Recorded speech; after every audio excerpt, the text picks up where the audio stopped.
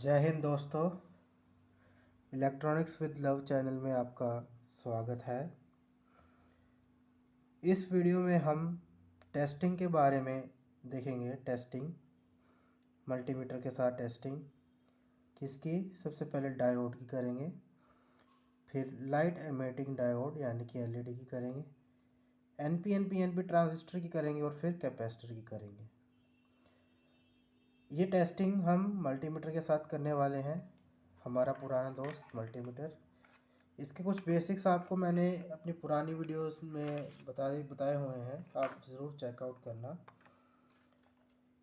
ठीक है, इन चारों कंपोनेंट्स की टेस्टिंग के लिए हम जो मल्टीमीटर का यूज़ करेंगे तो हम मल्टीमीटर को बी पोजीशन पे रखेंगे। बी पोजीशन पे रखेंगे। ठीक है, अब बी पोजीशन पे क्या होता है कि बी पोजीशन पे हमारा मल्टीमीटर अपने इलेक्ट्रोड्स के अराउंड कुछ वोल्टेज भेजता है। ये जो वोल्टेज भेजता है इसका हम फ़ायदा उठाएंगे बी पोजीशन पे रखे जाने पर और इनकी टेस्टिंग करेंगे। ठीक है, सबसे पहले हम देख लेते हैं वोल्टेज देता भी है कि नहीं। अगर वोल्टेज देता है तो ज़रूर एक एलईडी तो ग्लो करके ही देगा, है ना। जैसे कि मैं क्या कह रहा हूँ, अगर ये वोल्टेज दे रहा है तो ऑब्वियसली किसी बैटरी से दे रहा है। मल्टीमीटर के दो इलेक्ट्रोड्स जो वोल्टेज दे रहे हैं किसी बैटरी की टर्मिनल से दे रहे हैं जो इसके अंदर होती है। तो अगर हम इसके आसपास एक एलईडी लगाएं तो एलईडी को ग्लो कर देना चाहिए, तो मैं मान जाऊंगा कि ये वोल्टेज दे रहा है। ठीक है, हम ये भी मान जाएंगे कि मल्टीमीटर वोल्टेज दे रहा है, हम ये भी मान जाएंगे कि एलईडी भी सही है। तो इससे हमारी एलईडी की टेस्टिंग भी हो गई। मेरे पास एक एलईडी है, चाइनीज़ एलईडी की जो वीडियो थी उसी में से निकाली हुई एक एलईडी है। ठीक है, अब इस मल्टीमीटर पे इलेक्ट्रोड्स, इस मल्टीमीटर के इलेक्ट्रोड्स में इसके टर्मिनल्स पे देता हूँ। ठीक है, और देखता हूँ कि क्या ये एलईडी ग्लो करती है। ये लीजिए, शायद मैंने उल्टा लगा दिया हो, तो मैं इनको चेंज करता हूँ आपस में। हाँ, तो देखिए एलईडी जल रही है, दिख रहा है। हाँ, एलईडी बंद हुई, एलईडी चली, बंद हुई, चली। तो मतलब कि ये वोल्टेज देता है अपने इलेक्ट्रोड्स के अक्रॉस जब हम इसको कंटिन्यूटी पे रखते हैं। अब इसी वोल्टेज का फ़ायदा उठा के हम डायोड को भी टेस्ट कर लेंगे कि डायोड हमारा कैसे वर्क करता है। डायोड भी एक तरह का हमारा एक साइड से करंट को अपोज करने वाला होता है और एक साइड से करंट को जाने देने वाला होता है डायोड।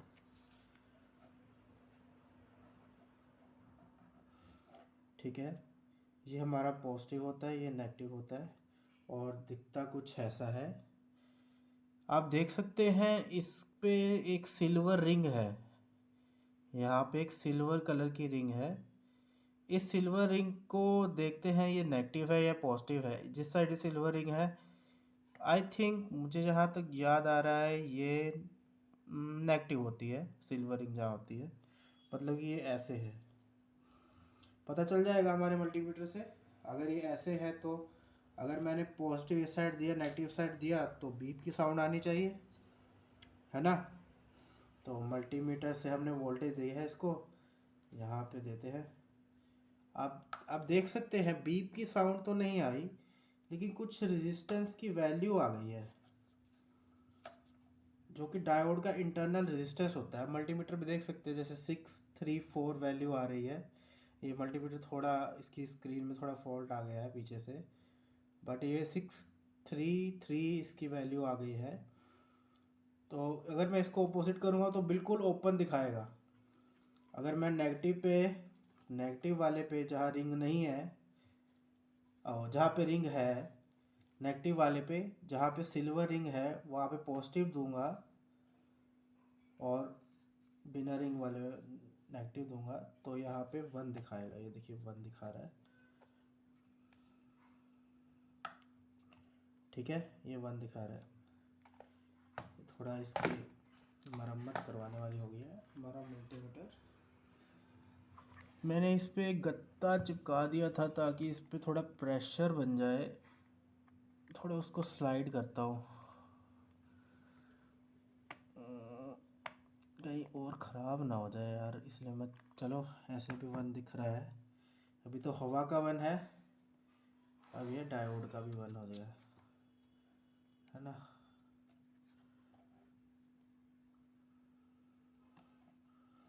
अभी उल्टा लगाओ, सिल्वर की तरफ ब्लैक लगा दिया तो इसने 136 या 133 जिस तरह पिछले हिसाब से दिखाई थी वोल्टेज तो दिखा दी।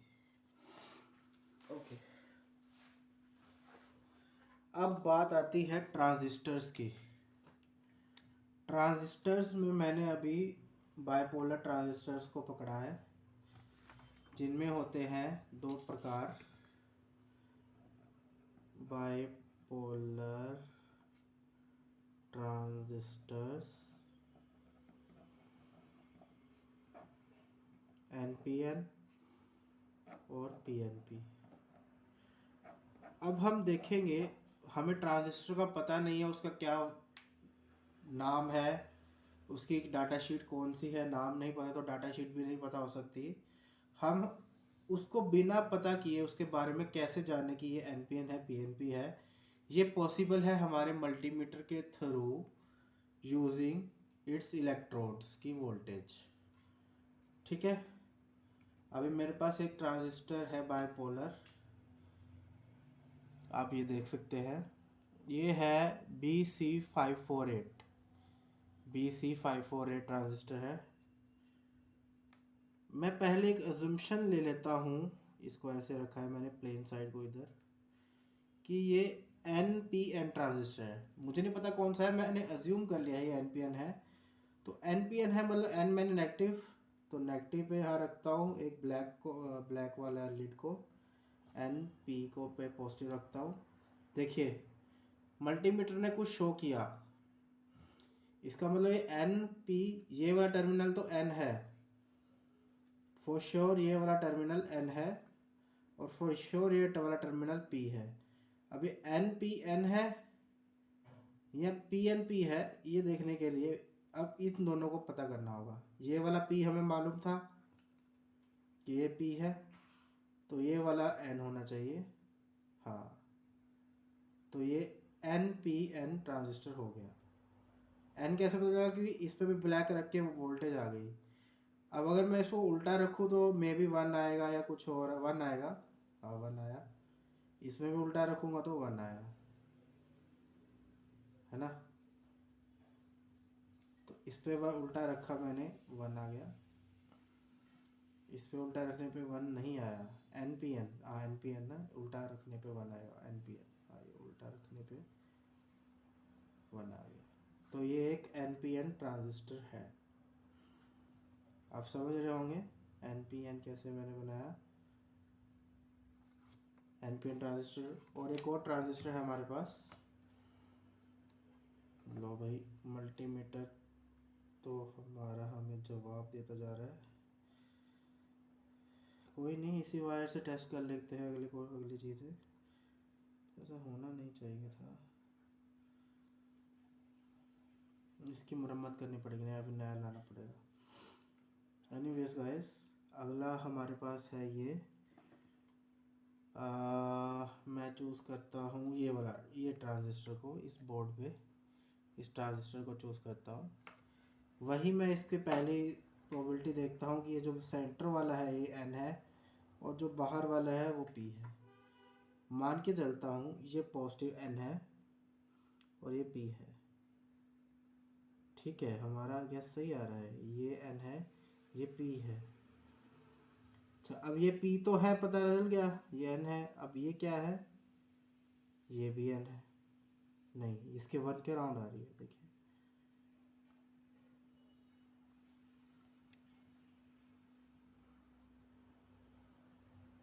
9 8 N NPN, ये भी NPN ट्रांजिस्टर है। ठीक है, इसे उल्टा करूँगा तो 1 आएगा, तो मैं बिल्कुल 100% श्योर हो जाऊँगा ये NPN है। उल्टा करता हूँ, ये मेरा मल्टीमीटर टूट गया। Well it happens. ये 1 आ गया इसको उल्टा करते ही, यहाँ पे भी इसको उल्टा करते ही 1 आ गया। So this is also an NPN। हमने पता कर लिया है मल्टीमीटर से कि ट्रांजिस्टर NPN है या PNP है।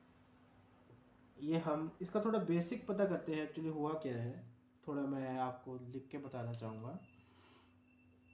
जैसे ये हमारा ट्रांजिस्टर है, ये निशान होता है NPN का, है ना।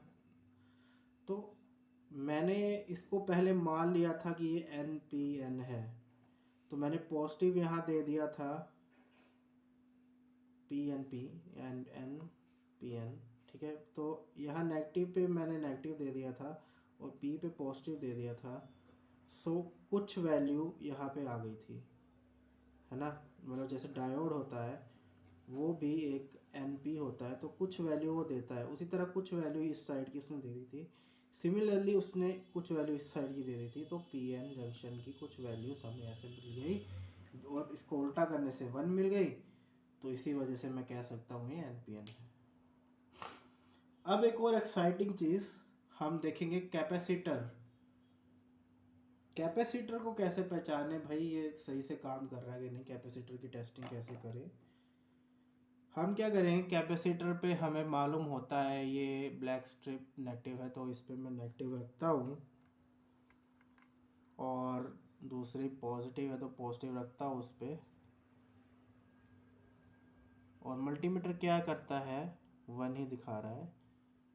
ठीक है, अभी मैंने क्या किया है, जो बैटरी हमारे टर्मिनल्स के ऊपर वोल्टेज दे रही थी, ये कैपेसिटर के भी टर्मिनल्स के ऊपर वोल्टेज दे रही है, तो बैटरी की वोल्टेज और कैपेसिटर के क्रॉस टर्मिनल्स की वोल्टेज बराबर हो गई है, जिसकी वजह से ये एक ओपन सर्किट हो गया है। यानी कि इस सर्किट में अभी कोई करंट नहीं फ्लो कर रहा है। If capacitor is fully charge then there is an open circuit, there is zero circuit flowing through that path.